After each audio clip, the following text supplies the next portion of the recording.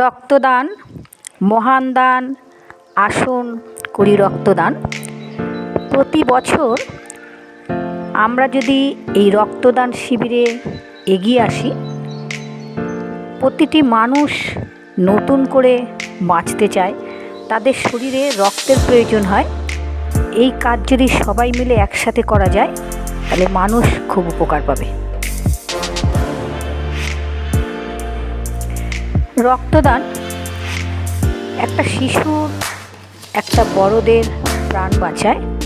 রক্তের অভাব এখন দিকে দিকে ছড়িয়ে যাচ্ছে। রক্ত দান করলে শরীর কোনো খারাপ হয় না।